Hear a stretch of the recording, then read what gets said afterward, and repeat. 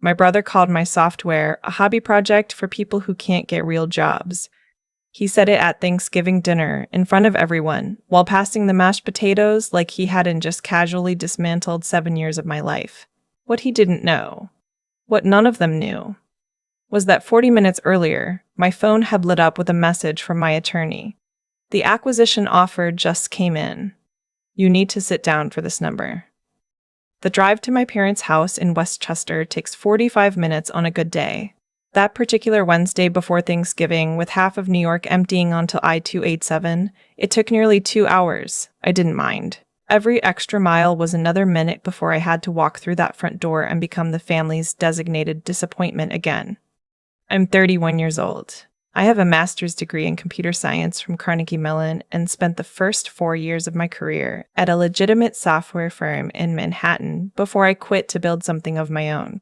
That decision, made on a cold Tuesday in February 3 years ago, was the moment my family decided I had lost my mind. My brother thought so. My mother thought so, but expressed it more gently, with worried phone calls and forwarded job listings she found on Indeed. My father, who built a mid-sized logistics company from nothing and therefore believed he understood every dimension of business success, thought so loudest of all. He had been funding my work, or rather, funding the space where my work happened, a corner of his company's unused server infrastructure, and recently that arrangement had become increasingly conditional on results he could measure in a spreadsheet. I turned onto their street, lined with oak trees that had been there since before I was born, and felt the familiar tightening in my chest. Not nerves exactly, more like the body preparing itself for something it's learned to endure. The house was warm and loud when I pushed through the front door. My sister-in-law was helping my mother in the kitchen. My nephew was running laps around the living room. My brother was already posted at the kitchen island with a glass of bourbon, holding court with my father about some deal his company had just closed. They both looked up when I came in, acknowledged me with the kind of brief nod you give someone who has arrived exactly as expected, and went back to talking. I set my bag down and helped my mother carry dishes to the table. She squeezed my arm and said I look thin, which is her version of asking if I'm okay without wanting to hear the actual answer. I told her I was fine. She said the stuffing turned out different this year because they were out of sage at the store. We talked about stuffing for a while and I was grateful for it. Dinner started well enough. It always does. The problems of my family don't arrive all at once. They accumulate like pressure behind a dam until something cracks it. The cracking, this year, started as my father asking about my project. He calls it that. Always has. Not software, not a platform, not a product, a project. The word has a particular texture when he uses it. The texture of something temporary, something being humored. Still at it, he said, cutting into his turkey. Making real progress, actually, I said. I kept my voice even. I had learned not to lead with enthusiasm in these conversations. Enthusiasm got used against me. My brother glanced up from his plate. He's 3 years older than me, took over my father's logistics division at 28, and has operated ever since with the absolute certainty of someone who has never been wrong about anything that mattered to him. His name is not relevant to this story. What's relevant is the look on his face when I said making real progress. A look I know the way I know my own handwriting. Define real, he said. The machine learning model I've been developing has completed its validation phase, I said. I have independent benchmark results. The accuracy rate on predictive routing optimization is sitting at 94%, which beats every enterprise solution currently on the market. My father nodded slowly, the way he nods when he's deciding whether to be impressed or skeptical. My brother decided for him. Predictive routing. He took a long sip of bourbon. You know there are 7 companies that already do that, right? SAP, Oracle, a dozen startups with actual VC backing. You're building in your apartment, no offense. I'm not building in my apartment, I said. I'm using the server capacity Dad agreed to let me rent at cost. And the difference between what I built and what those companies offer is about 4 years of development and a fundamentally different underlying architecture. A hobby project for people who can't get real jobs, he said, and reached for the gravy. Like that. Easy as breathing. My sister-in-law looked at her plate. My mother straightened a fork that didn't need straightening. My father did the thing he does when he doesn't want to intervene. He became very focused on a piece of turkey. I said nothing. I had learned that too. What none of them knew was that on my drive up, I had pulled into a rest stop on IT-87 because my attorney had called and asked me to stop driving before she told me what she was about to tell me. She's not a dramatic person, my attorney. She was my roommate at Carnegie Mellon before she went to law school. And she has the flat, practical affect of someone who became a lawyer because she genuinely enjoys contracts. When she asked me to pull over, I felt something cold move through my chest. I pulled over. She told me. The acquisition offer had come in from a supply chain technology company based in Austin, one of the fastest growing logistics software firms in the country, the kind that gets profiled in Wired and gives keynotes at industry conferences. They had been monitoring my patent application for 8 months. The offer was for exclusive acquisition of the IP and the underlying code base. The number she read me was $43 million. I sat in the parking lot of a highway rest stop in New Jersey for 11 minutes, watching trucks pull in and out before I was calm enough to drive again. So when my brother said hobby project for people who can't get real jobs, I had that number sitting in the back of my mind like a stone. I excused myself after dinner under the pretense of helping with dishes, but really, I went to the back porch. It was cold, that particular November cold that feels like it means business. And I stood in my sweater and read my attorney's follow-up email in full. The offer letter was attached. It was real. It had a letterhead and a legal department signature block and a response deadline of 10 business days. My phone buzzed again while I was reading. A message from my attorney. They also mentioned they're aware of at least one other interested party. Don't sit on this. I stood on my parents' back porch for a long time. Here is what they didn't know. And what I need to explain carefully, because it matters. When my father agreed to let me use his company's server infrastructure, we signed an agreement. He had his lawyers draft it. It specified that any intellectual property developed using company resources, the servers, the bandwidth, the physical space, would be subject to a revenue-sharing arrangement with his company. What his lawyers had not done, because they didn't think it necessary, was ask me what I had already built before that agreement was signed. The core of my software, the routing architecture, the underlying predictive model, the thing that made everything else possible. I had built that in my apartment, on my own laptop, in the 18 months before I ever touched my father's servers. I had time-stamped commit logs going back 3 years. I had a personal GitHub repository, private, with every version saved. I had filed a provisional patent on my own, quietly, 14 months ago. Registered to an LLC my attorney had helped me set up for exactly this reason. My father's agreement covered the application layer, the interface, the enterprise integration tools, the scaling work I'd done using his infrastructure. It did not and could not cover the core architecture. Because I owned that, I had owned it before I ever walked into his server room. His lawyers had drafted a good agreement for a situation that didn't apply. The acquisition offer was for the whole system, but the whole system ran on an engine that belonged entirely to me. I went back inside. My father and brother were in the living room, watching football. My mother and sister-in-law were washing up. My nephew had been put to bed. I sat down in the chair across from my father, the one that's always been mine, and I said I needed to talk to him about the project. He muted the game. My brother stayed where he was. I received an acquisition offer today, I said. My father blinked. For what? For my software, the routing optimization platform, an Austin-based logistics tech company. The offer came in at $43 million. The room went quiet in a specific way. Not the quiet of nothing happening. The quiet of everyone recalculating. My brother laughed first, a short, automatic sound, like a reflex. That's not real. It's real, I said. My attorney received the formal offer letter this afternoon. I can forward it to you if you'd like. My father sat forward. I could see him shifting modes from dad at Thanksgiving to businessman assessing a situation. $43 million, he said. For the platform you've been building on our servers. For the platform, I said. Yes. Though I want to be clear about something because I think there may be some confusion about what your company's agreement actually covers. He frowned.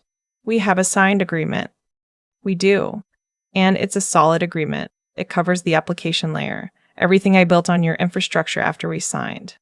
But the core architecture, the predictive model, the foundational IP that the entire system is built on, I developed that before we ever signed anything. It's covered by a patent I filed 14 months ago, registered to my own LLC.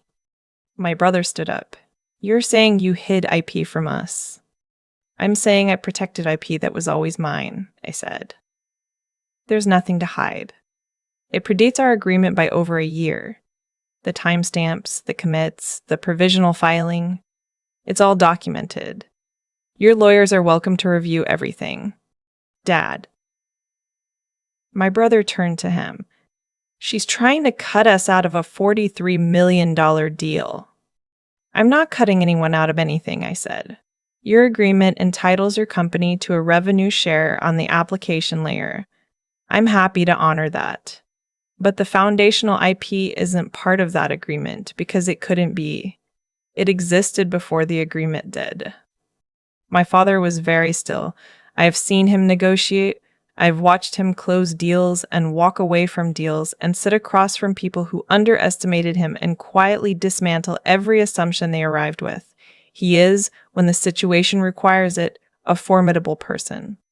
I grew up watching that. What I was watching now was different. I was watching him understand that he had made a significant miscalculation, and I was watching him decide what to do with that understanding. How long have you known about this offer? He said. I found out today, an hour before I got here. And you didn't say anything. I'm saying something now. My brother made a sound of disgust and walked out of the room. I heard the back door open and close. My mother appeared in the doorway from the kitchen, drawn by the silence, and looked between us with an expression I recognized. The look of a woman who has spent decades managing the temperature of this family and knows when the heat has gotten away from her. What's happening? She said. Your daughter, my father said, and then stopped. He started again. Your daughter has been building a business on my infrastructure and has apparently structured it in a way that limits our claim on the exit.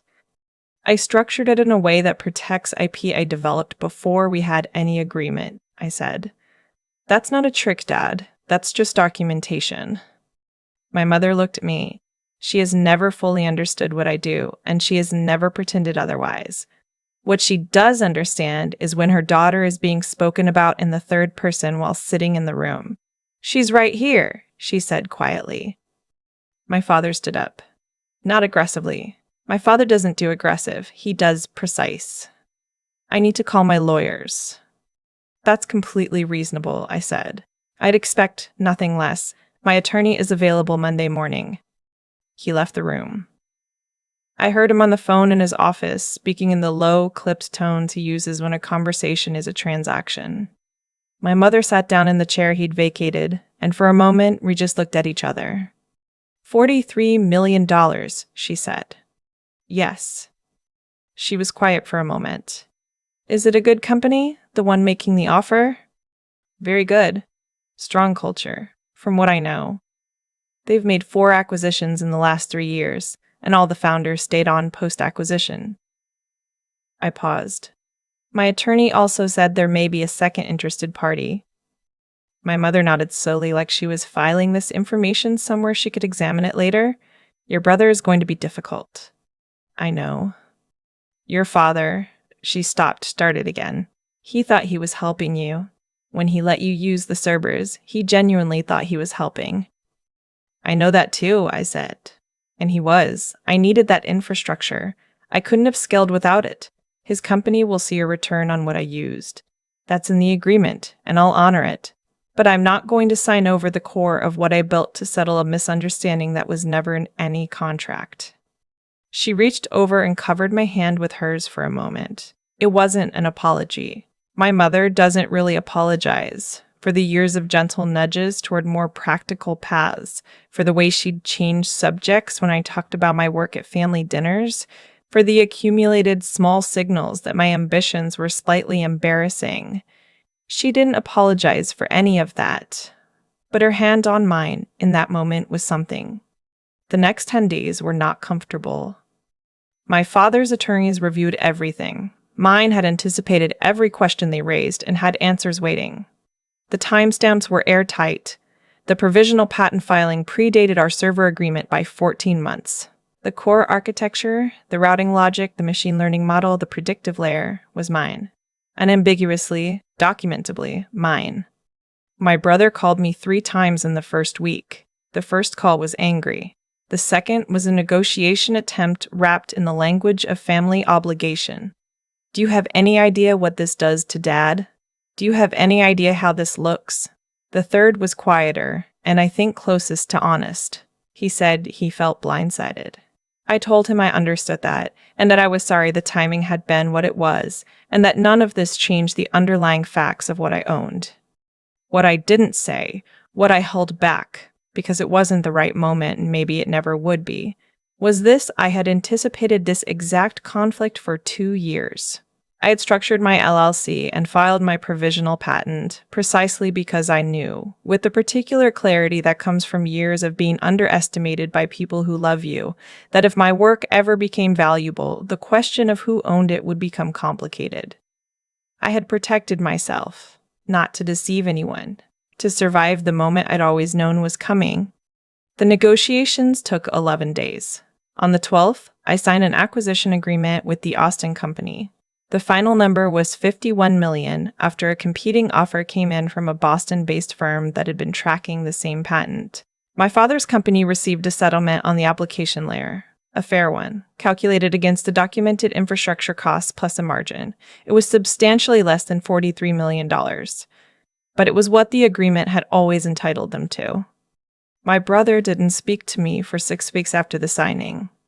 My father called me on a Thursday evening, about 3 weeks after everything closed. He didn't lead with anything.